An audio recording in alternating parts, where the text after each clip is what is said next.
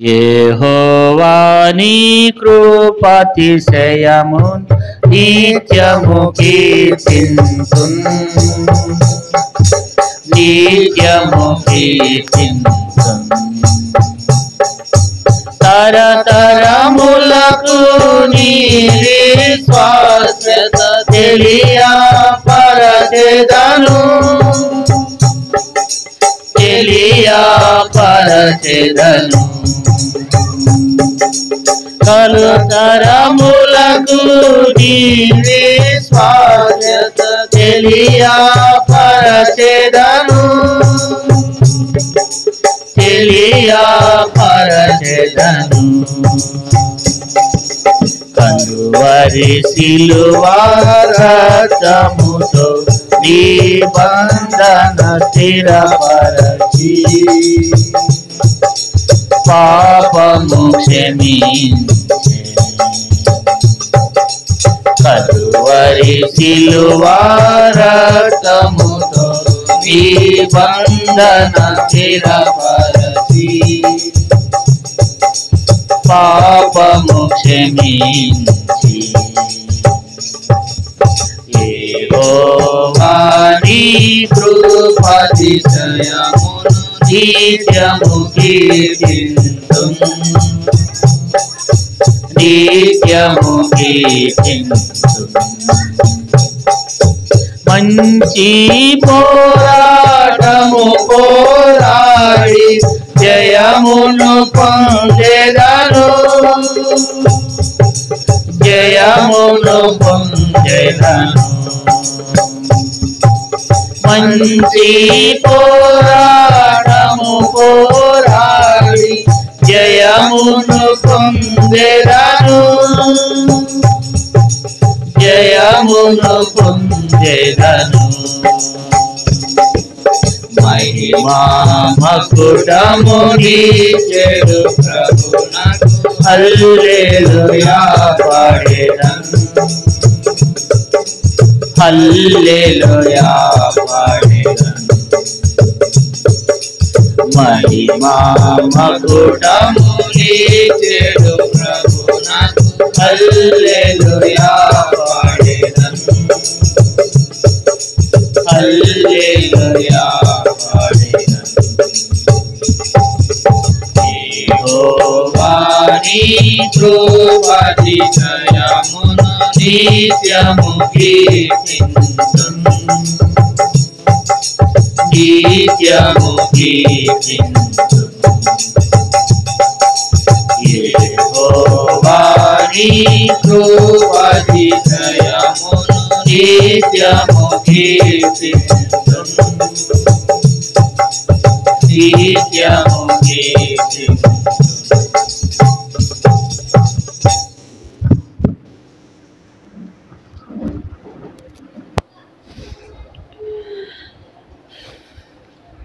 ప్రభు యొక్క శరీరంలో రక్తంలో పాలు పొందుకు మునుపు దేవుని వాక్యంలో నుండి ఆరాధనాత్మనంలో మనం అనేక విషయాలు 7 విషయాలను చూస్తూ వచ్చినాం.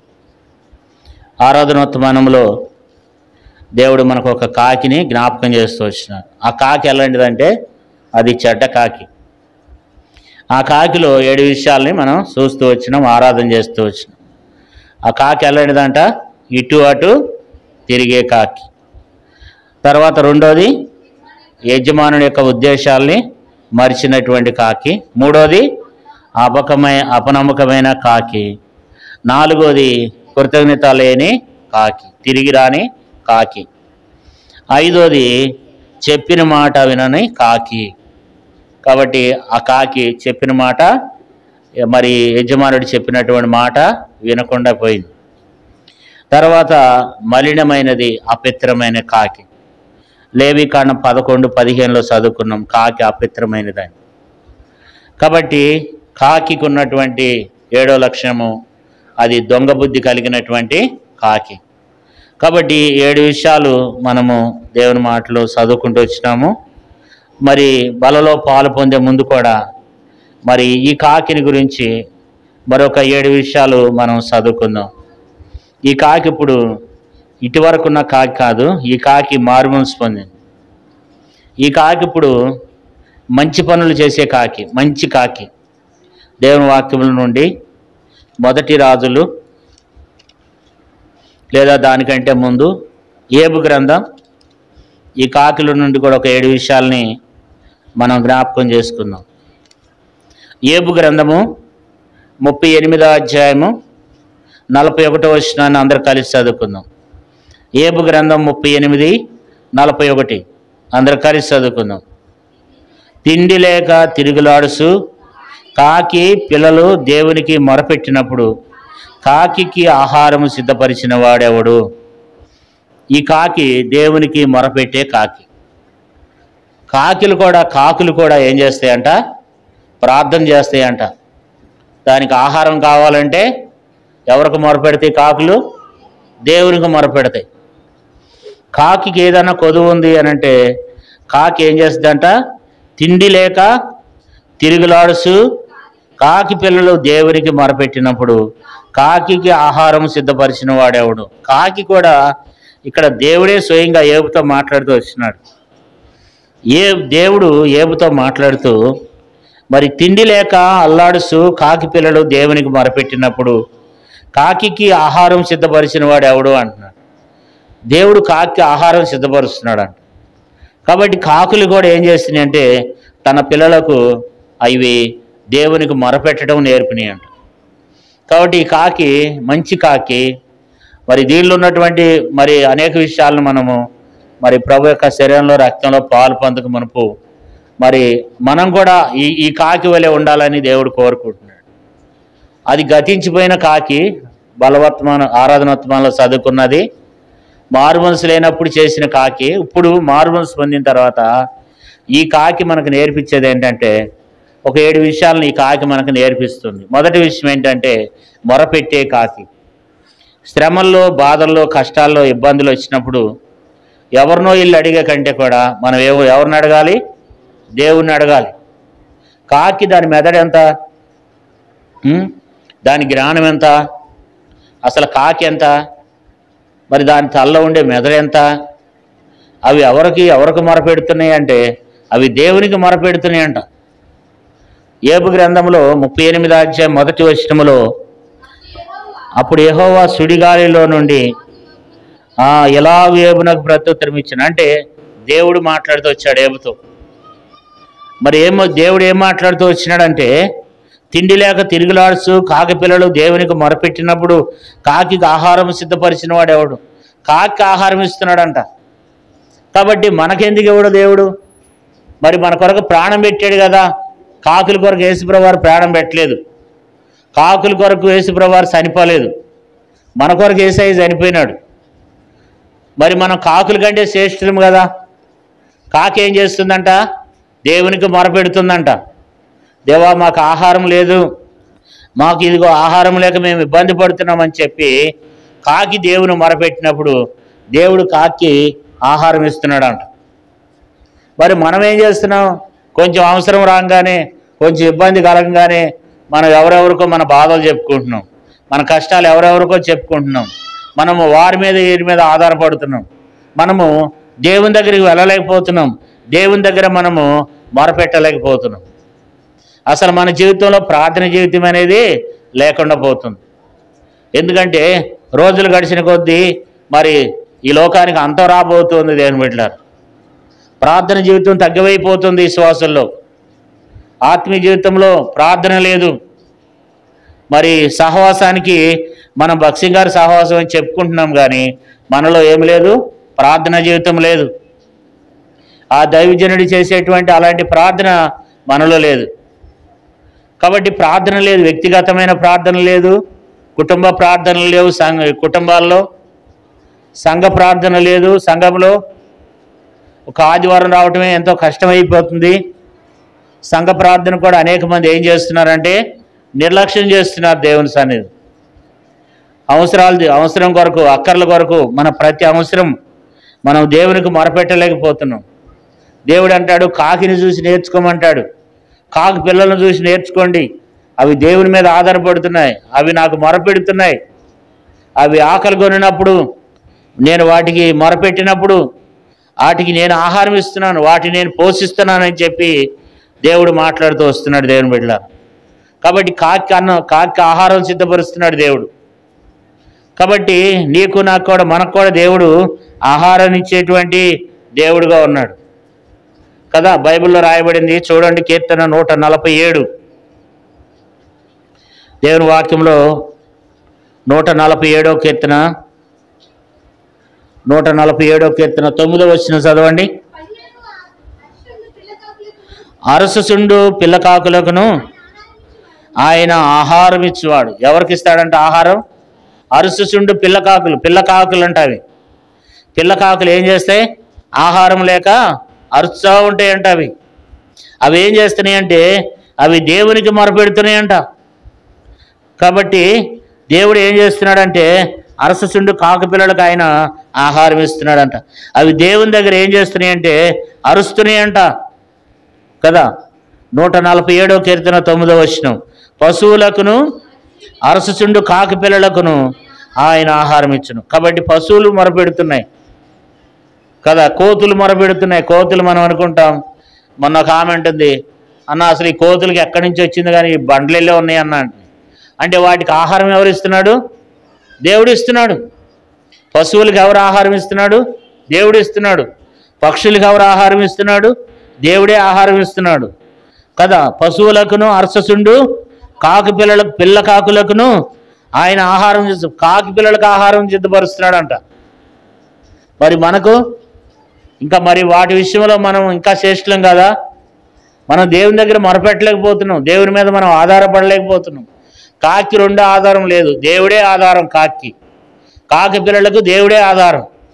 కాబట్టి అందుకే అవి ఏం చేస్తున్నాయి అంటే దేవునికి మొరపెట్టినప్పుడు వాటికి దేవుడు ఏం చేస్తున్నాడంట? ఆహారం ఇచ్చేవాడు. కాబట్టి నీవునే మనం కూడా ఆ ప్రార్థన జీవితాన్ని కలిగి ఉండాలి దేవుని బిడ్డలారా. పక్షులు ఏం చేస్తున్నాయి? దేవునికి మొరపెట్టి దేవుని దగ్గర నుండి ఆహారాన్ని తీసుకుంటున్నాయి. మరి నీవునే మనము దేవునికి మొరపెడుతున్నామా? ప్రార్థన చేస్తున్నామా? ప్రార్థన జీవితం ఉందా మనలో? వ్యక్తిగతంగా, కుటుంబంగా, సంఘముగా మనలో ప్రార్థన జీవితం ఉందా అంటే మనలో ప్రార్థన జీవితం అనేది చాలా తక్కువైపోతుంది.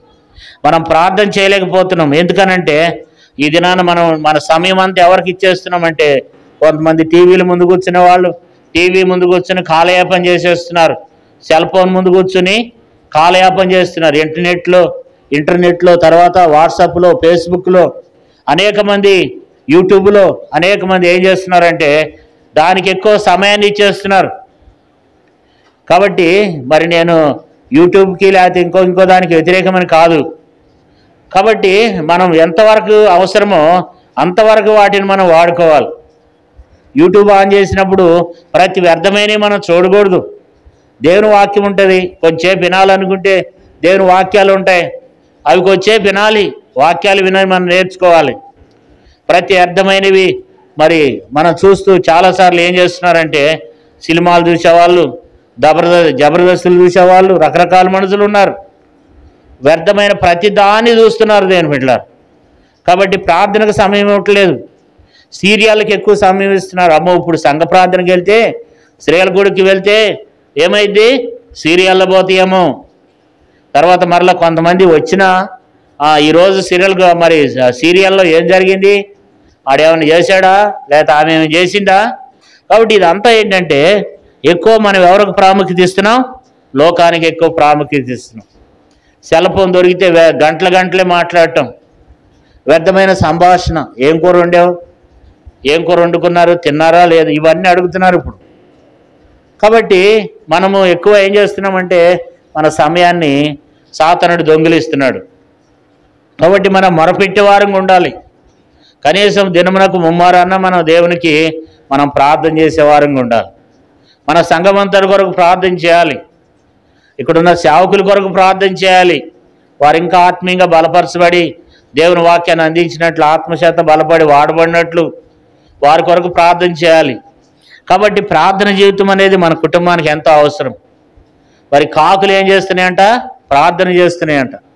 కాకి పిల్లలు ఏం చేస్తున్నాయి? దేవునికి మొరపెట్టి దేవునికి కాకులు మరి ప్రార్థన చేస్తున్నాయి దేవుని బిడ్డలారా. మరి మనం ఏం చేస్తున్నాం? మనం ప్రార్థన చేస్తున్నామా? దేవుని అడుగుతున్నాం ఏదైనా అవసరత వస్తే, లేకపోతే ఆ అన్న ఉండాళ్లే అన్న దగ్గరికి వెళ్తే దొరుకుతుంది సహాయం, లేకపోతే అక్క ఉందలే ఆమె దగ్గరికి వెళ్ళి ఒక 10,000 అప్పు తెచ్చుకోవచ్చు, లేకపోతే ఒక 20,000 అప్పు తెచ్చుకోవచ్చు, మనకున్న అవసరాలు తీర్చుకోవచ్చులే, ఏం కాదులే అని చెప్పి ఇటు మనుషుల మీద లోకం మీద ఆధారపడుతూ వెళ్ళిపోయినట్లయితే మనం ఎంతో ఏం చేస్తాం, మనము నష్టపోతాం అన్నమాట. కాబట్టి దేవుడు కాకుల ద్వారా దేవుడు మనతో మాట్లాడుతున్నాడు. చూడండి మరి ఒక మాట. రెండో విషయం ఏంటంటే మొదటి రాజుల గ్రంథం 17వ అధ్యాయము 6వ వచనం. మొదటి రాజుల గ్రంథము 17వ అధ్యాయం 6వ వచనం. అక్కడ కాకోలములు ఉదయమందు రొట్టెను మాంసమును అస్తమయమందు రొట్టెను మాంసమును నీ అద్దకు తీసుకుని వచ్చుడెను. అతడు వాగునీరు తాగుతూ వచ్చెను. ఇక్కడ మనం చూసినట్లయితే అతడు అక్కడ కాకోలములు ఉదయమందు రొట్టెను మాంసమును అస్తమైన రొట్టెను మాంసమును నీ అద్దకు తీసుకుని వచ్చుండెను. అతడు వాగునీళ్లు తాగుచుండెను. కాబట్టి ఉదయము సాయంత్రము ఏం చేస్తున్నాయంట, ఏలియాకి ఏం చేస్తున్నాయి, కాకులు రొట్టెయు మాంసము తీసుకొస్తున్నాయంట. అది అలాంటి రోజులంటే భయంకరమైనటువంటి కరువు దినాలవి. ఎక్కడ కూడా వర్షం పట్టలేదు, భూమి మీద ఆహారం లేక ఎంతోమంది అల్లాడిపోతున్నారంట.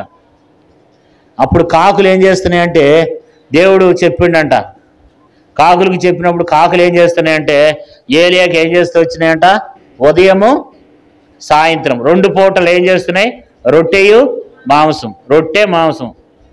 కాబట్టి మరి ఈ కాకులు ఎలాంటి కాకులు అంటే, ఈ కాకులు ఏ కాకులు, దైవజనుని పోషించే కాకులు. ఈ కాకులు ఎవరిని పోషిస్తున్నాయి, ఏలియాని పోషిస్తున్నాయి, దైవజనుని పోషించే కాకులు. కాబట్టి ఈ కాకులకి ఏంటంటే పని, ఉదయము సాయంత్రము ఏం చేస్తున్నాయంట, దైవజనుని ఏం చేస్తున్నాయి, పోషిస్తున్నాయంట. కాబట్టి ఆ కాకుల ద్వారా ఏలియా ఏం చేస్తూ వచ్చినాడంటే అక్కడ పోషింపబడుతూ వచ్చినాడు. కాబట్టి కాకులు పోషించే కాకులు ఇవి కదా. కాబట్టి ఈ కాకులు చూడండి ఎంతో రిస్క్, ఎంతో కష్టము. ఎందుకంటే ఆ రోజుల్లో దేశమంతా ఎక్కడ చూసినా ఏముంది, కరువు తాండమాడుతున్నటువంటి దినాలు. మరి ఆ పంటలు లేవు, వర్షాలు లేవు, ఎక్కడ చూసినా ఆహారం దొరకట్లేదు, పావురపు రెట్ట తింటున్నారంట. అలాంటి పరిస్థితులు ఉన్నటువంటి దినాలు అవి. తర్వాత తనకు పుట్టిన పిల్లల్ని వండుకు తింటున్నారు అక్కడ ఆహారం లేక. అలాంటప్పుడంట ఉదయము సాయంత్రము ఈ కాకులు ఏం చేస్తున్నాయి, ఏలియా కొరకు ఉదయము సాయంత్రము రొట్టె మాంసం తీసుకొస్తున్నాయి అంట. నాకైతే తెలియదు కానీ చాలామంది దైవసేవకులు చెప్తుండే విన్నాను. 2 సంవత్సరాలు ఏలియాని ఏం చేసినాయి అంటే ఆ యొక్క వాగు దగ్గర ఏం చేసినాయి అంటే ఏలియాని పోషిస్తూ వచ్చినాయి అంట 2 సంవత్సరాలు. మరి ఆ రోజుల్లో మాంసం ఎక్కడ ఉంటుంది అంటే నాకు తెలిసి ఆహాబు యెజ్బేలు ఉన్నారు, వాళ్ళ దగ్గర మాత్రమే. ఎందుకంటే లోకమంతా లేకపోయినా వాళ్ళ దగ్గర మాత్రం ఏముంటుంది, ఆహారం ఉంటుంది. రాజు దగ్గర మాత్రమే, రాజు రాణి తర్వాత వాళ్ళ పిల్లలు, తర్వాత అక్కడ పని చేసేవాళ్ళు, మంత్రులు, వాళ్ళంతా కూడా సైనికులు, వాళ్ళందరికీ కూడా మాంసం ఉంటుంది. కాబట్టి నాకు తెలిసి ఆ పెద్ద కిచెన్ రూమ్ ఉంటుంది. కాబట్టి ఈ కాకులు ఎట్లా కొట్ట వెళ్ళి కిటికీల నుంచి వెళ్ళో లేకపోతే ఎటు నుంచి వెళ్ళి ఆ కాకులు ఏం చేస్తున్నాయంటే చాలా అది ప్రాణాలకి తెగిస్తున్నాయి అన్నమాట. ఎందుకంటే ఈ కాకులు రోజు వచ్చి ఎత్తుకుని పోతున్నాయి అని చెప్పి బహుశా వాటికి ఏదో ఒకటి చేస్తూ ఉండొచ్చు, కొట్టడానికి కూడా ప్రయత్నం చేస్తూ ఉండొచ్చు. కానీ ఈ కాకులు ఏం చేస్తున్నాయంటే ఉదయము సాయంత్రం ఏం చేస్తున్నాయంట, ఎంత రిస్క్ తీసుకుని ప్రయాసపడి మరి అంత దూరం అవి వచ్చి ఏలియాకి ఏం చేస్తున్నాయి అంటే ఆహారాన్ని ఏం చేస్తున్నాయి, అవి పోషిస్తున్నాయి. అసలే కాకి చాలా మాంసాపేక్షి, మరి వాటికి ఆహారం కావాలి కదా. కానీ అవి తినకపోయినా అవి తిన్నయలేవో మనకు తెలియదు. కానీ దేవుని బిడ్డలారా, ఆ కాకులైతే మాత్రము దైవజనుని ఏం చేస్తూ వచ్చినాయంట, పోషిస్తూ వచ్చినాయంట. ఎన్ని రోజులంటే మరి ఉదయము సాయంత్రం రోజు అలాగే చేస్తూ వచ్చినాయంట. 2 సంవత్సరాలు ఆ రీతిగా ఆ కాకులు ఏలియాని అక్కడ ఏం చేస్తూ వచ్చినాయి, పోషిస్తూ వచ్చినాయంట. చూడండి దేవుడి బిడ్డలైనటువంటి మరి మనకు దేవుడు చెప్తున్నాడు, మనం ఎలాగున్నామో మనల్ని కూడా మనము జ్ఞాపకం చేసుకోవాల్సిన వారమై ఉన్నాం. కాకులు ఏం చేస్తున్నాయి, పోషిస్తున్నాయి. కాబట్టి మొట్టమొదట మొరపెట్టే కాకులు, రెండోది దైవజనుని పోషించే కాకులు. కాబట్టి మూడోది చూడండి, 4వ వచనం, మొదటి రాజుల గ్రంథం 17వ అధ్యాయము 4వ వచనం. ఆ వాగు నీరు నువ్వు తాగుదువు, అచ్చటి నీకు ఆహారం తెచ్చినట్లు నేను కాకోలములకు ఆజ్ఞాపించితినని అతనికి తెలియచేసెను. 4వ వచనములో ఏం రాయబడుతూ వచ్చింది? కాకోలములకు ఆజ్ఞాపించితిని. ఏ కాకులు చెప్పండి? దేవుని ఆజ్ఞను నెరవేర్చే కాకులు. దేవుని ఆజ్ఞను ఏం చేస్తున్నాయి? ఈ కాకులు నెరవేరుస్తున్నాయి. మనం దేవుని ఆజ్ఞ నెరవేరుస్తున్నామా? కాకులు ఏం చేస్తున్నాయి చెప్పండి? దేవుని ఆజ్ఞని నెరవేరుస్తున్నాయి. ఇటువరకంటే లోకంలో పాపంలో ఉన్నాం. ఆ కాకి మారుమనసు లేని కాకి, అది లోకంలో అటు తిరుగులాడుతూ వచ్చింది, లోకంలో అపనమ్మకంగా జీవిస్తూ వచ్చింది. కానీ ఈ కాకి అయితే అలాంటిది కాదు. ఈ కాకి ఏం చేస్తుందంటే దేవుని ఆజ్ఞలకు లోబడినటువంటి కాకి, దేవుని ఆజ్ఞలను నెరవేర్చే కాకి. మరి దేవుడు అంటాడు, కాకి నా మాట వింటుంది కానీ నువ్వు నా మాట వింటున్నావా? నువ్వు నా మాట అంగీకరిస్తున్నావా? నువ్వు నా ఆజ్ఞలు గైకుంటున్నావా? కాబట్టి దేవుని ఆజ్ఞలు మనం గైకుంటున్నామా? దేవుని ఆజ్ఞలు మనం ఏం చేయలేకపోతున్నాము? గైకొండలేకపోతున్నాం. దేవుని ఆజ్ఞలు మనం చాలాసార్లు తప్పిపోతున్నాం. మనం దేవుని మందిరానికి వచ్చే విషయంలో క్రమంగా రాలేకపోతున్నాం. ఏ కార్యములైనా సరే దేవుని కార్యాలు మనము గైకొనలేకపోతున్నాం కదా. అవి వర్షం వచ్చినా ఏం చేస్తాయి? కాకులు పని చేస్తూనే ఉంటాయి. అవి ఈరోజు వాతావరణం బాగోలేదులే అని ఆగే కాకులు కాదు అవి. కాబట్టి దేవుని ఆజ్ఞ అంటే ఆజ్ఞనే. ఈరోజు దేవుని మందిరానికి వెళ్ళాలి అనంటే ఆ కాకులు ఏం చేస్తాయి? వెళ్ళిపోతాయి. కాకులు ఏం చేస్తున్నాయి? దేవునికి లోబడుతున్నాయి. దేవుని ఆజ్ఞను ఏం చేస్తున్నాయి? అవి నెరవేరుస్తున్నాయి అన్నమాట. అందుకే ఇక్కడ దేవుడు ఏమంటాడంటే, ఆ వాగు నీరు నువ్వు త్రాగుదువు, అచ్చట నీకు ఆహారం తెచ్చినట్లు నేను కాకోలములకు ఆజ్ఞాపించితినని అతనికి తెలియచేసాను. కాబట్టి కాకులు నీకు ఆహారం ఇస్తాయని చెప్పి దేవుడంట కాకులకు ఆజ్ఞాపించినాడంట. ఓ కాకులారా ఇక్కడ రండి, నేను మీకు ఒక మాట చెప్తాను, మీరేం చేస్తారంటే నేను చెప్పినట్టు చేయాలి, నా ఆజ్ఞను మీరేం చేయాలి? గైకొనాలి. అప్పుడు ఆ కాకులు అన్నాయి, అయ్యా సరే అయ్యా ప్రభా, నీ మాట మేము వింటాం, నీ ఆజ్ఞను మేము గైకుంటాం. కాబట్టి మనము దేవుని ఆజ్ఞను ఏం చేయాలి? గైకొనాలి. దేవుని వాక్యం రాయబడింది. మోషే ఏం చేశాడంట చూడండి, నిర్గమకాండము 40వ అధ్యాయము, నిర్గమకాండము 40వ అధ్యాయము 16వ వచనం. మోషే ఆ ప్రకారం చేసెను, యెహోవా అతనికి ఆజ్ఞాపించిన వాటన్నిటినీ చేసెను, అలాగనే చేసెను. మోషే ఏం చేస్తూ వచ్చినాడంట? మోషే ఆ ప్రకారము యెహోవా అతనికి ఆజ్ఞాపించిన వాటన్నిటినీ చేసెను, అలాగనే చేసెను. చూడండి, మోషే ఏం చేస్తూ వచ్చినాడంట? దేవుడు ఆజ్ఞాపించిన వాటన్నిటిని చేస్తూ వచ్చినాడంట. మనం ఏం చేస్తున్నాం? మనం కొన్ని చేస్తున్నాం, కొన్ని చేయటం లేదు. ఆయన ఆజ్ఞలు మనం ఏం చేయలేకపోతున్నామంటే అనుసరించి మనము నడవలేకపోతున్నాం. కానీ మోషే ఏం చేస్తూ వచ్చినాడంటే ఆయన ఆజ్ఞలన్నిటిని కూడా ఏం చేశాడంట? అనుసరించి నడిచిండంట. కాబట్టి మనం కూడా దేవుని ఆజ్ఞలు ఏం చేయాలి? మనము అనుసరించి దేవుని ఆజ్ఞల ప్రకారంగా మనము నడుచుకోవాలి. దేవుని ఆజ్ఞలన్నిటినీ మనం ఏం చేయాలి? భూమి మీద నెరవేర్చాలి. దేవుని చిత్తాన్ని నెరవేర్చాలి. దేవుని ఆజ్ఞలు మనము నెరవేర్చే వారంగా ఉండాలని దేవుడు కోరుకుంటున్నాడు. మరి పక్షులు ఏం చేస్తున్నాయి? కాకులు ఏం చేస్తున్నాయి? ఆయన ఆజ్ఞలను ఏం చేస్తున్నాయి? అవి నెరవేరుస్తున్నాయి.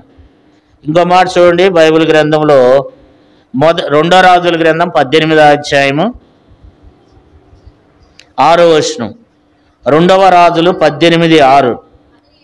అతడు యెహోవాతో అత్తుకుని ఆయన వెంబడించట్లో వెనక తీక ఆయన మోషేకు ఆజ్ఞాపించిన ఆజ్ఞలన్నిటినీ గైకొనుచుండెను. కాబట్టి మనము దేవుని యొక్క ఆజ్ఞలు ఏం చేయాలి? గైకొనాలి కదా. ఇప్పుడు కాకుల్లో మనము 3 విషయాలు చూస్తూ వచ్చినాం. మొదటిది ఏంటి? మొరపెట్టే కాకులు. రెండోది దైవజనుడిని పోషించే కాకులు. మూడోది ఆ ఆజ్ఞలు నెరవేర్చే కాకులు. దేవుని ఆజ్ఞలను ఏం చేస్తున్నాయి? కాకులు నెరవేరుస్తూ వచ్చినాయి. మనం నెరవేరుస్తున్నామా? దేవుని ఆజ్ఞని మనం నెరవేరుస్తున్నామా? చాలాసార్లు మరి మనం ఏం చేస్తున్నాం? దేవుని ఆజ్ఞని తోసివేస్తున్నాం అన్నమాట. ఆజ్ఞ అతిక్రమమే పాపం కదా. ఆజ్ఞ అతిక్రమమే పాపం.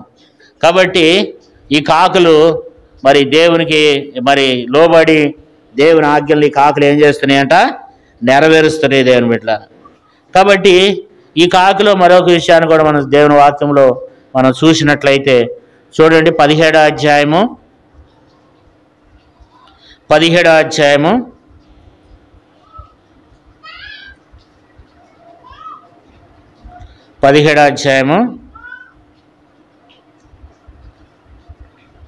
6వ వచనం చదువుకుందాం. అక్కడ కాకోలములు ఉదయమందు రొట్టెను మాంసమును, అస్తమయం మందు రొట్టెను మాంసమును అతని ఎద్దకు తీసుకుని వచ్చిండెను. అతడు వాగునీరు సాగుతూ వచ్చును. అంటే ఈ కాకులు ఏ కాకులు అంటే పరిచర్య చేసే కాకులు, పరిశుద్ధులకు పరిచర్య చేసే కాకులు కదా. మనం దేవుని పరిచర్య చేస్తున్నామా? ఈ కాకులు ఏం చేస్తున్నాయంట? రోజు వస్తున్నాయంట. ఒకరోజు కాదు, 2 రోజులు కాదు. ఈరోజు ఎండ బాగా వేస్తుంది, ఏం వెళ్తాంలే. లేకపోతే ఈరోజు నాకు ఆరోగ్యం బాగలేదులే, ఏం వెళ్తాంలే. ఈరోజు ఏం చేస్తాంలే. లేకపోతే ఈరోజు అంతా ఏంటో నాకు వెళ్ళాలనిపించడం లేదు. ఇట్లా మనం చాలాసార్లు మనం చేస్తూ ఉంటాము. కానీ ఈ కాకులు ఏం చేస్తున్నాయంటే పరిచర్య చేస్తున్నాయి కదా. మనం కూడా ఏం చేయాలి? పరిచర్య చేయాలి. దేవుని మందిరానికి రావాలి. దేవుని మందిరంలో ఏదన్నా పని ఉంటే పని చేయాలి. దేవుని మందిరంలో ఏ పని ఉన్నా చేయాలి. దేవుని మందిరంలో ఏ అక్కర ఉందో, ఏ అవసరం ఉందో మనం గుర్తెరగాలి.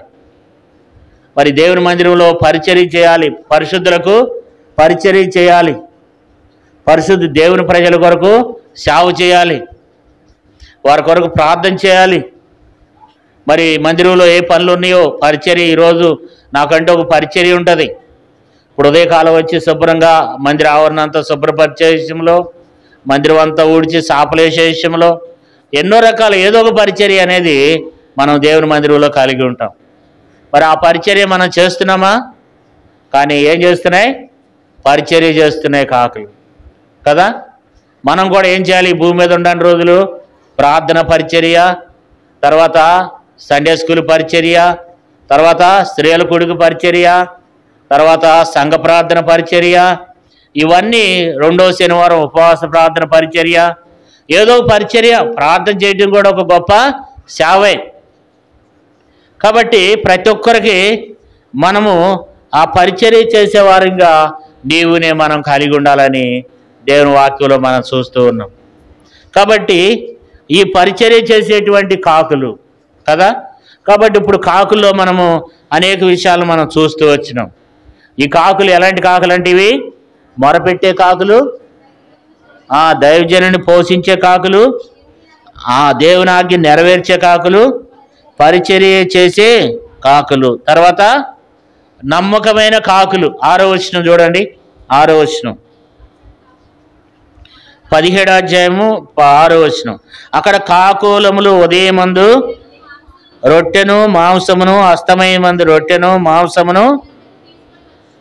చూసారా? నమ్మకంగా ఏం చేస్తున్నాయంట? ఉదయము సాయంత్రం ఏం చేస్తున్నాయి కదా. అప్పగించిన దాన్ని ఎప్పుడైనా మనం నమ్మకంగా చేస్తున్నామా? చెప్పండి. నమ్మకంగా దేవుని మందిరానికి వస్తున్నామా? నమ్మకంగా బైబిల్ చదివారు. ఈరోజు ఎంతమంది బైబిల్ చదివారు నిజంగా చెప్పండి?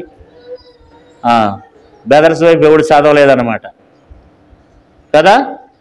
అంటే మరి ప్రతిరోజు ఉదయం ఎంతమంది బైబిల్ చదువుతున్నారు? బెదర్స్లో 2 టికెట్లు వచ్చినాయి. సిస్టర్స్లో కూడా చాలామంది చదువుతున్నారు. కానీ బెదర్స్కి బాగా బిజీ అయిపోయింది కదా. మనకు చాలా బిజీ అయిపోతుంది. ఎందుకంటే మనం ఉదయము విజయవాడలో భోజనం చేస్తాం, తర్వాత మధ్యాహ్నం హైదరాబాదులో మధ్యాహ్నం అన్నం తింటాం, ఉంటాం. అంటే మనకు అంత బిజీ అయిపోయింది కదా. మనకు బైబిల్ చదివే సమయం లేదు మనకి కదా. బైబిల్ చదువుతున్నామా? బైబిల్ చదవటంలా ప్రార్థన చేస్తున్నామా? ఉదయము ఉదయం లేవగానే ఆరాధన చేస్తున్నామా? ప్రార్థన చేస్తున్నామా? పనులు ఉంటాయి, ఎన్నో పనులు ఉంటాయి. దేవుని సమయం దేవునికి ఇస్తున్నామా? నమ్మకంగా ఉంటున్నామా? అన్నిట్లో నమ్మకంగా ఉంటున్నాం మనం. బైబిల్ ఏం రాయబడింది? నమ్మకమైన వారికి దీవెనలు. చెప్పండి, నమ్మకమైన వారికి దీవెనలు మెండుగా కలుగుతాయంట కదా. చూడండి, సామెతల గ్రంథంలో ఏముంది? 28వ అధ్యాయం. సామెతలు 28వ అధ్యాయము.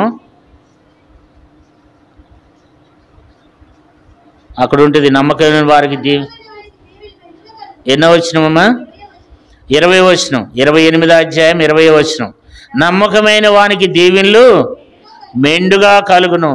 నమ్మకంగా ఉంటే దేవుడు దీవెనలు అనుగ్రహిస్తాడట. మనం నమ్మకంగా ఉంటున్నామా? నమ్మకంగా దేవుని మందిరానికి రావాలి. దేవుని బిడ్డలారా, నమ్మకంగా రావాలి దేవుని మందిరానికి. సమయం అంటే సమయమే రావాలి. మనం కొంతమంది వస్తున్నారు, నమ్మకంగా వస్తారు. వాళ్ళు సిస్టర్స్ని చూస్తుంటా కొంతమందిని. కాబట్టి నమ్మకంగా రావాలి దేవుని మందిరానికి.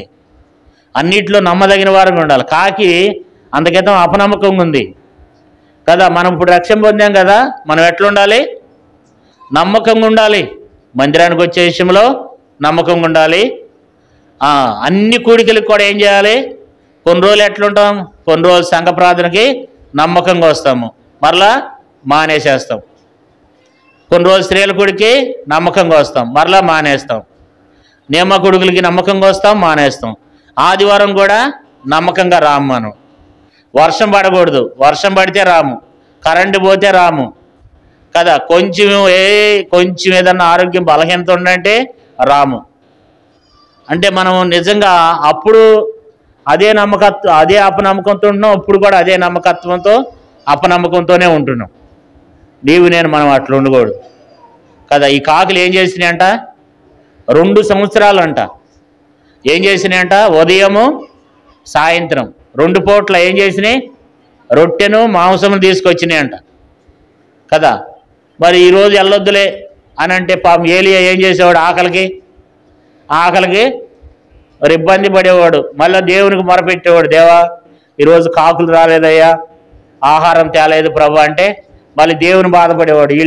వీళ్ళేం కాకులు రా బాబు, ఈ కాకులకు ఆజ్ఞాపించాను, ఈ కాకులు ఏం చేస్తున్నాయి? నా మాట వినటం లేదని దేవుడు కదా. మీరు కూడా దేవుని మందిరానికి సరిగా రాలేదనుకోండి, మేము కూడా ఏం చేస్తాం? ప్రభా పలానా కాకి రాలేదయ్యా, ఈరోజు పలానా కాకి ఏం చేయట్లేదు, మందిరానికి రావట్లేదు, స్త్రీల గుడికి రావట్లేదని మొరపెడతామన్నమాట. అప్పుడు దేవుడు అంటాడు, అరే ఈమె మనిషి ఉందిరా, అరే ఈ మనిషి నేను అనవసరంగా రక్షించుకున్నాను, ఈ మనిషిడు ఎంతో అపనమ్మకంగా ఉంటున్నాడు, అపనమ్మకస్తురాలుగా ఉంటుందేమే అని చెప్పి దేవుడు కూడా ఏం చేస్తాడు చెప్పండి? ఇవన్నీ వాస్తవం అండి, ఇవన్నీ జరిగే విషయాలే. ప్రభా ఈరోజు మరలా ఇప్పుడు మేము ప్రార్థన అయిపోద్ది కదా, వెళ్ళిపోతారు మీరు అంతా. రాని వాళ్ళ కొరకు మేమేం చేస్తాం? మరలా ప్రార్థన చేస్తాం. ప్రభా మరి ఈ రోజున పలానోళ్ళు రాలేదు, ఆ అక్క రాలేదు, అన్న రాలేదు, ప్రభా వాళ్ళ పిల్లలు రాలేదయ్యా, ఇట్లా ప్రార్థన చేస్తాం. అంటే వర్షం వస్తే రాము కదా. ఎండాకాలం అంటాం, వర్షాకాలం అంటాం, చలికాలం అంటాం. అంటే ఏ కాలం మనకు, అన్ని కాలాలకి మనం ఏం చెప్తాం? ఏదో ఒకటి మనం చెప్తూనే ఉంటాం కదా. కాబట్టి అట్లా ఉండకూడదంట. ఎట్లా ఉండాలి చెప్పండి మనము? ఇప్పుడు కాకులు ఏలియాకి ఈరోజు నేను తీసుకెళ్ళను ఆహారం అని కాకులు మానేసి అనుకోండి, పాపం ఆయన పరిస్థితి ఏం కావాలి చెప్పండి?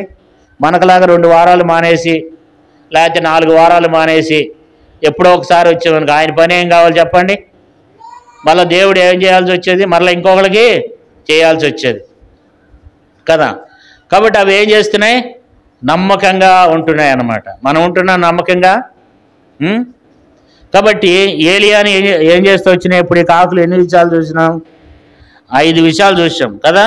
మొరపెట్టే కాకులు, చెప్పండి, పోషించే కాకులు, ఆజ్ఞ నెరవేర్చే కాకులు, పరిచర్య చేసే కాకులు, నమ్మకమైన కాకులు అంట కదా. మరి నువ్వునే మనం ఎలాగున్నాం? అట్లా ఉంటున్నాం, నమ్మకంగా ఉంటున్నామా? ఆ రీతిగా మనం కలిగి ఉంటున్నామా? కాబట్టి ఈ కాకుల్లో మరి 6వ విషయాన్ని మనం దేవుని వాక్యంలో మనం చూసినట్లయితే, 6వ విషయం ఏంటంటే ఐక్యత కలిగిన కాకులు. ఏ కాకులు చెప్పండి? చెప్పండి. ఐక్యత కలిగిన అనండి ఒకసారి. ఐక్యత కలిగిన కాకులు. కాకులు ఏముంటాయి చెప్పండి?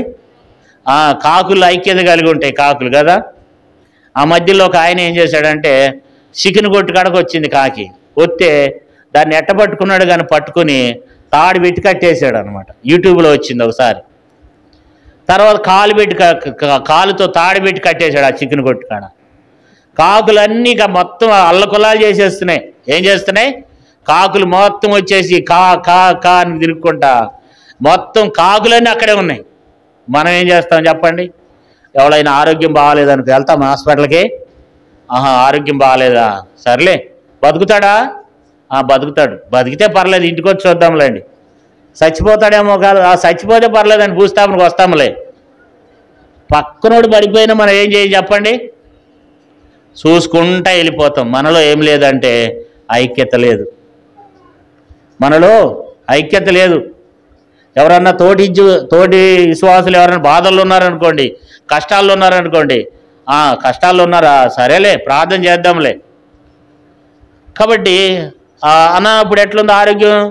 అప్పుడు కొంచెం రాలేకపోయినాక నాకు కొంచెం వేరే పని ఉండి రాలేకపోయాను, ఇట్లా మాట్లాడతాం మనం. అంటే మరి ఎట్లున్నామంటే ఆ మధ్యలో ఒకసారి ఒక వీడియో వచ్చింది. అందరు చూస్తుండగానే ఒక ఆడపిల్లని నడు రోడ్డు మీద నరికేస్తున్నాడు, కత్తి పెట్టి పొడి చేస్తున్నాడు. మరి అందరు చూస్తున్నారు కానీ ఒక్కడు కూడా వెళ్ళి ఆపటం లేదు. అంటే మన స్వభావం ఎలాంటిదంటే మనలో తోటి మనిషి చనిపోతుంటే మనం వెళ్ళి ఆపలేము. మనలో ఐక్యత అనేది లేదు కదా. వేరే జంతువులు ఉంటాయి. ఒక కోతిని పట్టుకొని చూద్దాం. మీరు కోతిని ఏదైనా ఒక గడ్డ పెట్టి కొట్టండి, రాయి పెట్టి కొట్టండి, ఏం చేస్తే చూద్దాం. అంటే కోతుల్లో ఐక్యత ఉంది కదా, సీమల్లో ఐక్యత ఉంది. సీమలు ఏం చేస్తాయంట? పాము వెళ్ళినా సరే ఏం చేస్తాయి? మొత్తం కలిపి దాడి చేస్తాయి. మరి దేవుని బిడ్డలుగా మనలో ఏముంది? క్రైస్తవులకు ఐక్యత లేదు. దేవుని బిడ్డల మనలో ఐక్యత ఉండాలి. మనలో ఐక్యత, ఏక మనసుగా ఉండాలి. ఏకభావం మనలో కలిగి ఉండాలి. కాకులు మనకు ఏమి నేర్పిస్తున్నాయి అంటే కాకులు మనకు ఐక్యతను నేర్పిస్తున్నాయి. దేవుని బిడ్డలారా, కాకులన్నీ మనకు ఐక్యత నేర్పిస్తున్నాయి. అంతేకాదు, కాకులే కాదు, చీమలు మనకు ఐక్యత నేర్పిస్తున్నాయి. తేనెటీగలు కూడా మనకు ఐక్యత నేర్పిస్తున్నాయి. కందిరీగలు, తేనెటీగలు మనకు ఐక్యత నేర్పిస్తున్నాయి. కోతులను చూస్తుంటాం, కోతులు ఐక్యతను నేర్పిస్తున్నాయి. మిడతలు ఐక్యత కలిగి ఉంటాయి. మరి మనకు ఐక్యత ఉందా? మనలో ఐక్యత లేదు. మనకు ఐక్యత లేదు అని అంటే ప్రేమ లేదని అర్థం. మనకు ప్రేమ లేదు అని అంటే సమాధానం లేదని అర్థం. మనకు సమాధానం లేదు అని అంటే తగ్గింపు లేదని అర్థం.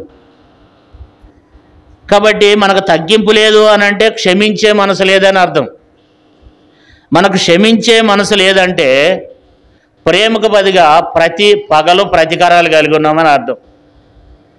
క్షమించే మనసు లేదు అని అంటే ఆ ప్రేమకు బదులుగా మనం ఏం కలిగి ఉన్నామంటే పగలో ప్రతీకారాలు కలిగి ఉన్నాం.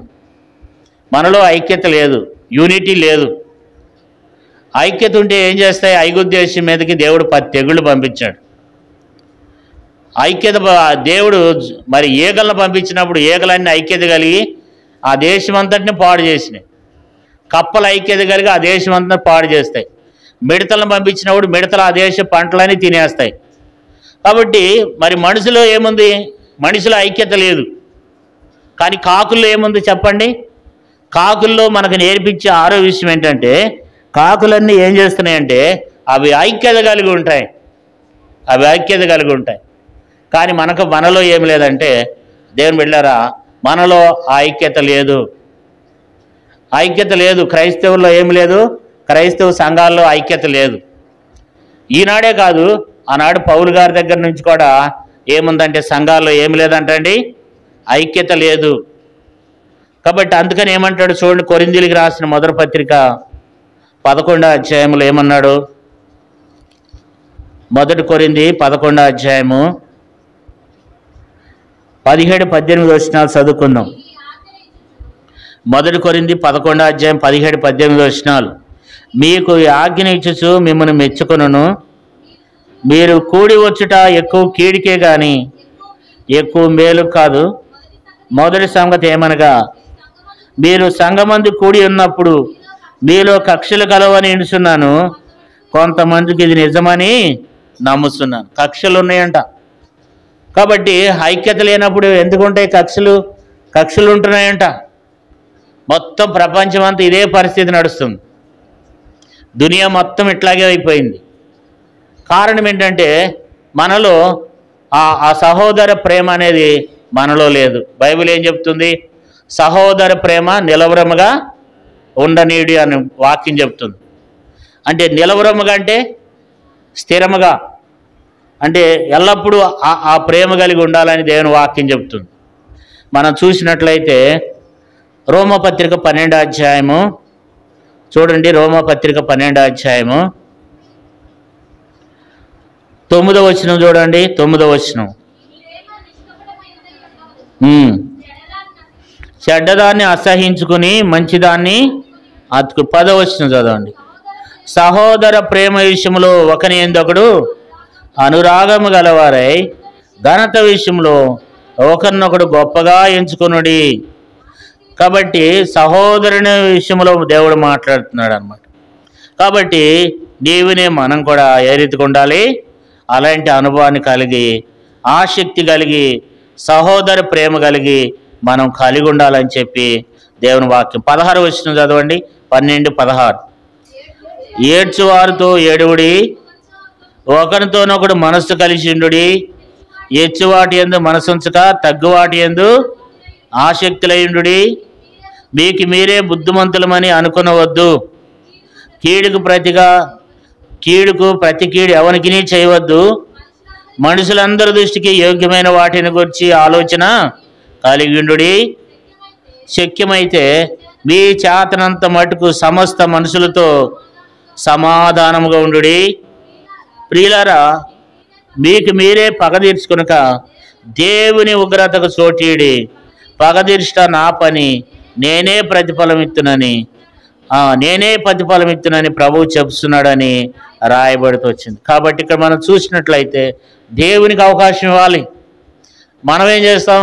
మనమే పగ తీర్చుకోవాలి. ఎట్లయినా సరే మనమే చేయాలి. మనమే పగ తీర్చుకోవడానికి మనం ప్రయత్నం చేస్తుంటాం.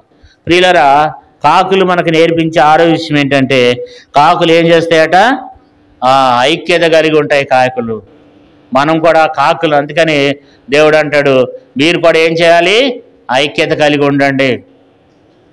కాబట్టి మనం కూడా ఐక్యత అనేది మనం కలిగి ఉండాలి. ఐక్యత లేకపోతే అద్భుతాలు జరగవు. ఐక్యత లేకపోతే దేవుని కార్యాలు జరగవు. ఐక్యత లేకపోతే సాతానుడు పనిచేస్తాడు. అందుకని సాతానుడు ఏం చేస్తాడంటే ముఖ్యంగా ఐక్యత మీద దెబ్బ కొడతాడు. కాబట్టి కుటుంబంలో, వ్యక్తిగతంగా, మరి సంఘంలో కూడా ఈ ఐక్యత మీద సాతానుడు ఏం చేస్తాడు? ఐక్యతనే పాడు చేస్తాడు అనమాట. కాబట్టి మరి కాకులు మనకు ఏమి నేర్పిస్తున్నాయి అంటే, మేము ఐక్యత కలిగి ఉన్నాం, మీకు ఐక్యత ఉందా?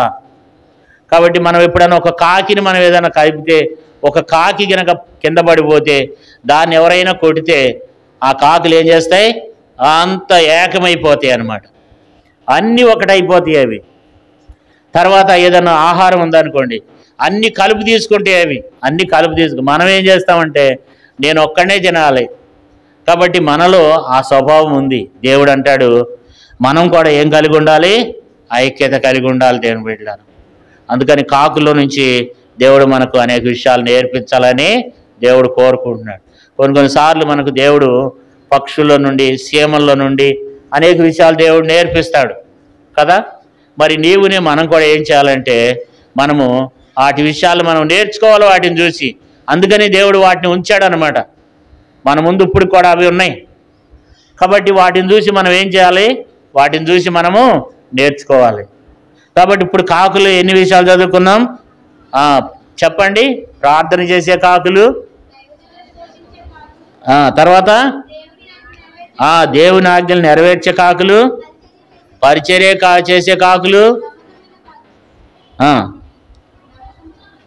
నమ్మకమైన కాకులు, ఐక్యత కలిగిన కాకులు కదా. కాబట్టి 7వ విషయాన్ని కూడా చదివి మనం ప్రభు యొక్క శరీరంలో, రక్తంలో మనము పాలు పొందుదాం. 7వ విషయాన్ని కూడా మనం చదువుకుందాం. చూడండి, లూకాసు వార్త లూకాసు వార్త 12వ అధ్యాయము, లూకాసు వార్త 12వ అధ్యాయము. ఈ విషయాన్ని చదువుకుని మనము ప్రభు యొక్క శరీరంలో రక్తంలో మనం పాలు పొందాం. లూకాసు వార్త 12వ అధ్యాయం 24వ వచనం. కాకులు సంగతి విచారించి చూడుడి, అవి ఇత్తవు, కొయ్యవు, వాటి గరిష లేదు, కొట్టి లేదు, అయినను దేవుడు వాటిని పోషించున్నాడు. మీరు పక్షుల కంటే ఎంతో శ్రేష్ఠులు కదా. మరి కాకుల్లో నుంచి దేవుడు మనకి ఏమి నేర్పిస్తున్నాడంటే, కాకులు ఏం చేయవంట? చింతించవంట. మనం ఏం చేస్తుంటాం? ఏం చేయాలో, ఈరోజు ఏం చేయాలో, రేపు ఏం చేయాలో కదా. అసలు మా పాప పెళ్ళి అయిద్దో లేదో, మాకు మంచి అల్లుడు వస్తాడో రాడో, లేకపోతే నాకు ఉద్యోగం వస్తుందో రాదో, అసలు నేను చదువుతానో లేదో, లేకపోతే రేపు పరిస్థితి ఏమవుద్దో ఏమో. మరి ఇవన్నీ విచారాలను కలిగి ఉంటాం అన్నమాట. మనము ఐక్యక విచారములు కలిగి ఉంటాం.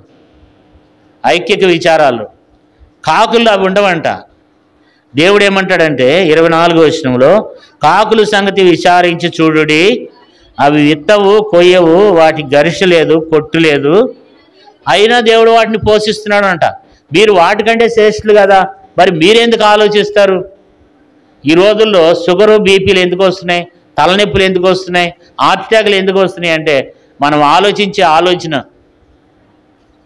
మనము ఆలోచిస్తున్నప్పుడు, ఎక్కువైన ఆలోచన కలిగి ఉన్నప్పుడు మన శరీరంలో నుండి ఒక దావకం లాంటిది విడుదల అవుతుందంట.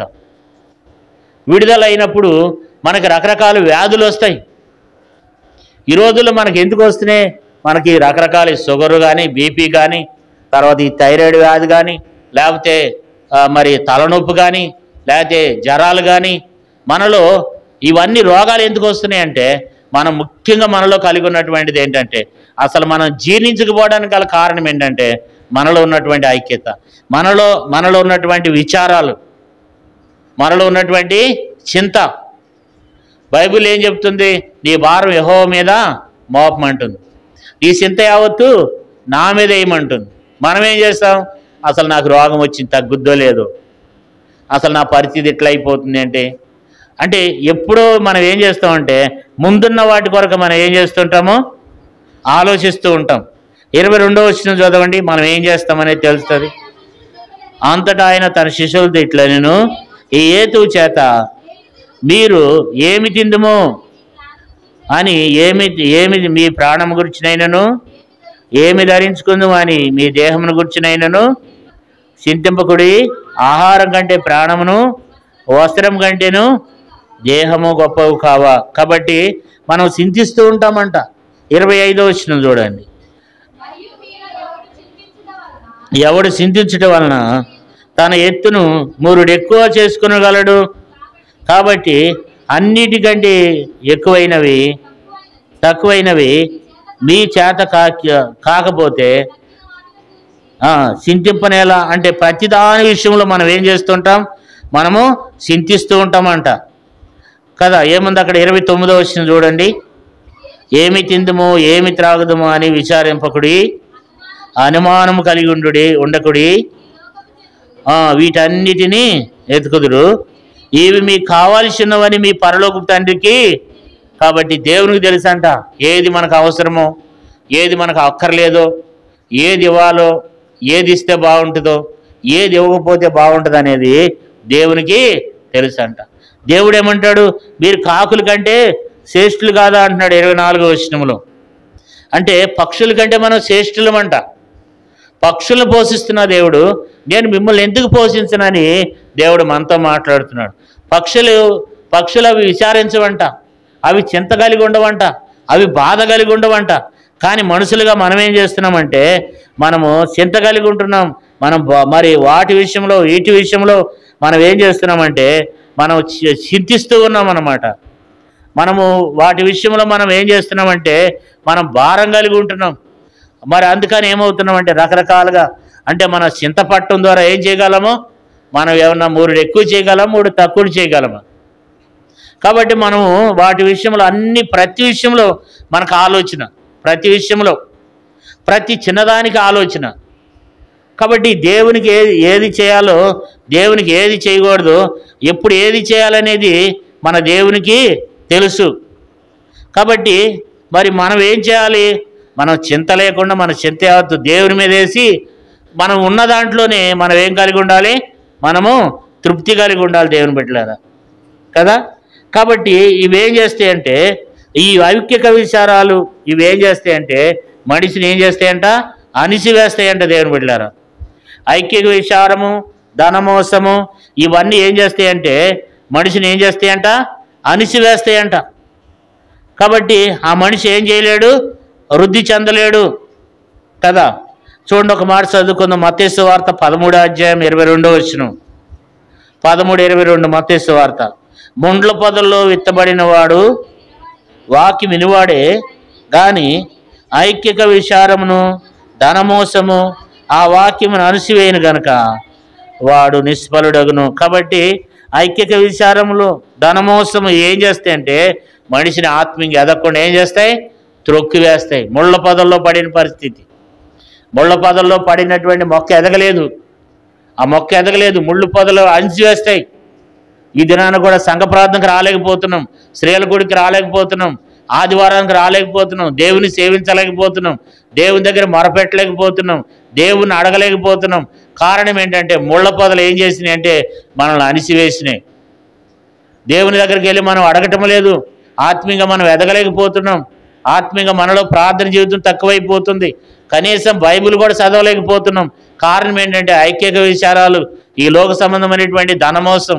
ఏం సంపాదించాలి, ఇంకా ఏం సంపాదించాలి, ఇంకా ఏం సంపాదించాలి, తృప్తి లేదు. దేవుని దగ్గర మనం సమయం ఇవ్వలేకపోతున్నాం, బైబిల్ చదవలేకపోతున్నాం. మనం చూసాం కదా, ఎంతమంది బైబిల్ చదివారంటే చాలామంది బైబిల్ చదవటం లేదు, ప్రార్థన చేయటం లేదు. కాబట్టి కారణం ఏంటంటే ఐక్యక విచారాలు. ఎప్పుడు సంపాదనే, ఏం సంపాదించాలి, ఏం తినాలి, ఎక్కడ మంచి ఇల్లు కట్టాలి, ఎక్కడ స్థలం ఉందా, ఎక్కడ ఫ్లాట్ ఉందా, ఇవన్నీ వీటితోనే మనం ఏమైపోతున్నామంటే వీటితోనే మనం కలిసిపోతున్నాం. కానీ ముళ్ళ పొదలు ఏం చేస్తున్నాయి? మనలను అణిచివేస్తున్నాయి. కాబట్టి కాకులు అలాంటివి కాదంట. కాకులు ఏం చేస్తాయంట? అందుకే బైబిల్ ఏం చెప్తుందంటే ఏనాటికీడు ఆనాడికే సాలునని బైబిల్ చెప్తుంది. మన్నాని దేవుడు అన్నాడు. మన్నా బైబిల్ గ్రంథంలో పాత నిబంధనలో మన్నాని దేవుడు ఇచ్చినాడు. మీరందరూ కలిసి ఏం చేస్తారంటే ఏ రోజు దాన్ని ఆ రోజునే మీరు సమకూర్చుకోవాలి. ఎక్కువగా సమకూర్చుకుంటే అది పురుగులు పడిపోద్ది అన్నాడు. అక్కడికి కొంతమంది ఏం చేస్తారంటే మన్నాని ఏం చేస్తారు? ఎక్కువగా సమకూర్చుకున్నారు. అప్పుడు ఏమైందంటే వాళ్ళు తినంగా మిగిలిపోయింది, కుళ్ళిపోయింది, పురుగులు పట్టిపోయింది. మన యొక్క జీవితం కూడా అంతే. మనము ఎంత అయితే ఎక్కువగా మనం ప్రయాసపడతాం, అది అంతా ఏదో చేద్దాం, ఏదో సాధిద్దాం అనుకుంటాం. కానీ మన ఆత్మీయ విషయం దెబ్బతింటుందని ఎప్పుడన్నా ఆలోచించామా?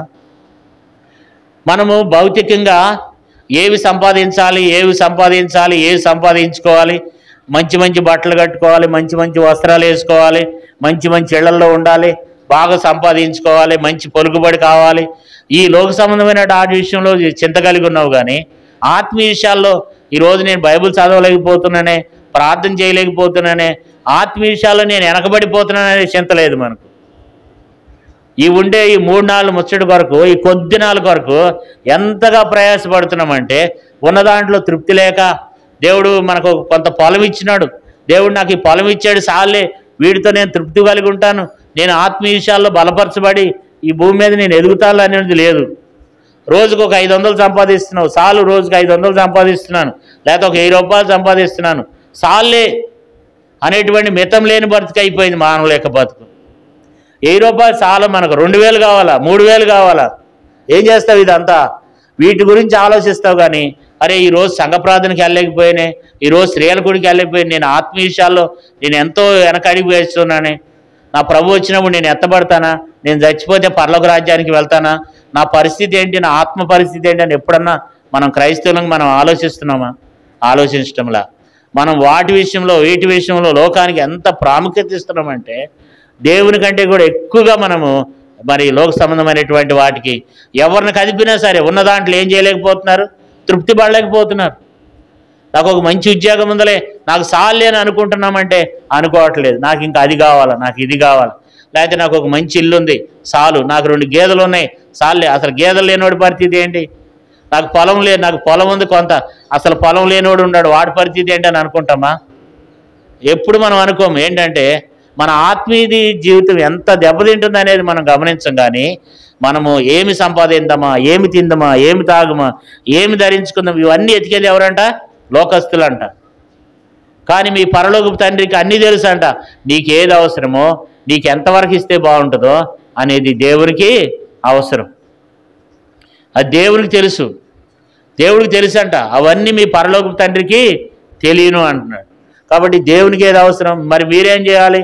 ఆయన రాజ్యమును, ఆయన నీతిని మొదట వెతకండి, తర్వాత అవన్నీ మీకు ఏం చేస్తాయి? అనుగ్రహించబడతాయి అంటున్నాడు. లోకాసు వార్తలు అంటాడు, ఆయన రాజ్యమును, ఆయన నీతిని మీరు మొదట వెతకండి, తర్వాత అవన్నీ మీకు అనుగ్రహించబడతాయి అంటాడు. కాబట్టి ఏ అవసరమో, ఏది అక్కరో ముందు ఆయన రాజ్యాన్ని వెతకాలి. ఆయన నీతిని, ఆయన రాజ్యాన్ని మనం వెతికినప్పుడు అవన్నీ కూడా దేవుడు మనకేం చేస్తాడు? అనుగ్రహిస్తాడు. దేవుడే వాటిని మన ఎద్దకు తీసుకుని వస్తాడు. దేవుడే మనకు సహాయం చేస్తాడు. కాబట్టి నీవునే మనం కూడా. కాకులు ఏం చేయవట? కాకులు వాటి గురించి ఏం చేయవు? చింతించవు. మనం ఏం చేస్తుంటాం? మనకు అంతా చింతే కదా. ఎంత ఉన్నా మనకి ఏమి లేదు, తృప్తి లేదు. ఇంకా ఏదో కోల్పోయినట్లుగా, ఇంకా ఇంకా ఇంకా ఉంటే బాగుండు. ఓ 4 ఎకరాల పొలం ఉండేవాడు దాంతో తృప్తి పడతల్లా, ఇంకో 10 ఉంటే బాగుంటుందని ఆశపడుతున్నాడు. మరి ఆత్మీయ విషయంలో ఎట్లున్నాం? ఈరోజు చనిపోతే పర్లోక రాజ్యానికి వెళ్తామా? ఈరోజు ప్రభు వస్తే ఎత్తబడతామా? ఇలాగే ఈరోజు ప్రభు వస్తే ఎడబడతామేమో. ఈ చింత మనకేం లేదు, ఈ చింత లేదు. కానీ పడాల్సినటువంటి వాటి విషయంలో మనకు చింతపట్టలేదు. కానీ వేటి కొరకు మనం ఏం చేస్తున్నామంట? చింతపడుతున్నామని మరి యేసుప్రభువు వారు మాట్లాడదు. అందుకని ఏమన్నాడు? మీరు కాకుల గురించి ఏం చేయండి? విచారించండి. కాకులను చూడండి ఒకసారి, అవి ఏం చేస్తున్నాయో చూడండి, మీరేం చేస్తున్నారో చూడండి, కాకులు ఏం చేస్తున్నాయో చూడండి. కాబట్టి నీవునే మనం కూడా ఆ రీతిగా ఉండాలని దేవుడు మనతో మాట్లాడుతూ వచ్చినాడు. కాబట్టి ఈ మంచి కాకులు ఉన్నటువంటి ఈ జీవిత విధానం మనం చూస్తూ వచ్చినాము. ఈ కాకులు ఏం చేస్తూ వచ్చినాయంట? మొరపెట్టే కాకులు. చెప్పండి 7 విషయాలు. పోషించే కాకులు, దేవుని ఆజ్ఞ నెరవేర్చే కాకులు, పరిచర్య కాకులు, నమ్మకమైన కాకులు, ఐక్యత కలిగిన కాకులు, చింతింపని కాకులు. ఏం చేయవి? ఈ చింత లేదు వీటికి కదా. మనం కూడా పాడతాం చింత లేదని, కానీ అంతా చింతలే. ఎప్పుడు ఏడుపు మొహమే, ఎప్పుడు దుఃఖమొహమే కదా. మరి మన ఎప్పుడు చింత. ఈ చింతతోనే రకరకాల వ్యాధులు, సమస్యలు తెచ్చుకుని నానా రకాలుగా నానా ఇబ్బందులు పడుతున్నాం. ఆత్మీయ జీవితంలో వెనకంజ వేస్తున్నాం. మరి కాకులైతే మరి దేవుడు ఏమంటాడంటే, మరి కాకుల గురించి ఏం చేయాలంట? వాటిని గురించి విచారం చేయండి. ఎప్పుడైనా విచారం చేసి చూసారా? అవి ఎట్లా ఉంటున్నాయి? చక్కగా ఎంత ప్రశాంతంగా ఉంటున్నాయి. వాటికి ఏమన్నా చెడు కొలెస్ట్రాల్ ఉందా? బీపీ ఉందా? షుగర్ ఉందా? థైరాయిడ్ ఉందా? తలనొప్పి ఉందా? వాటికి వర్షంలో తరంగానే వాటికి ఏమైనా జలుబులు పడతాయా? ఇప్పుడు కూడా వానలో తిరుగుతూనే ఉంటాయి చూడండి అవి. అంటే కాకి వాటికి రెండో చింత లేదు కాబట్టి ఎప్పుడు ఆరోగ్యంగానే ఉంటాడు. ఒక వ్యక్తి ఎక్కువ ఏటి విషయంలో అయితే చింత లేకుండా ఉంటాడో ఆ మనిషి అన్ని రకాలకు కూడా ఆరోగ్యం కలిగే ఉంటాడు. కాబట్టి నిలబడి నేనైనా కూర్చున్న నీవునే మనము దేవుడు మనకు నేర్పించేది ఏంటంటే, కాకులను చూడండి, కాకులను గురించి విచారం చేయండి. కాబట్టి కాకులు వంటి వారంగా మరి వాటిలో ఉన్నటువంటి 7 మంచి విషయాలను దేవుడు మనకు తెలియచేస్తూ వచ్చినాడు. కాకులు మరి దేవునికి మొరపెడుతున్నాయి. కాకి పిల్లలు మనం ప్రతి అవసరం దేవునికి మొరపెట్టాలి. కాకులు పోషిస్తున్నాయి దైవజనుడిని. మరి తర్వాత కాకులు ఆజ్ఞ నెరవేరుస్తున్నాయి. కాకులు పరిచర్య చేస్తున్నాయి. కాకులు నమ్మకమైనగా 2 సంవత్సరాలు ఏలియాకు లోటు లేకుండా చేస్తూ వచ్చినాయి. నమ్మకంగా మనం దేవునికి ఉంటున్నామా? కాబట్టి మరి కాకులు ఏం చేస్తున్నాయట? అవి ఐక్యత కలిగి ఉంటున్నాయంట. అవి చింతించమంట. చింత కలిగి లేవు అవి. రేపటిని గురించి అవి చింత లేవు. కానీ ఈరోజు ఏం చేద్దామనే ఆలోచనలో ఉంటాయి అవి. మరి నీవునే మనం కూడా ఎలాగున్నామో మనం పరీక్షించుకుని ప్రభు శరీరంలో రక్తంలో పాలు పొందాం. దేవుడి కొద్ది మాటలను దీవించి ఆశీర్వదించును గాక. మోకరించండి, ప్రార్థన చేసుకుందాం.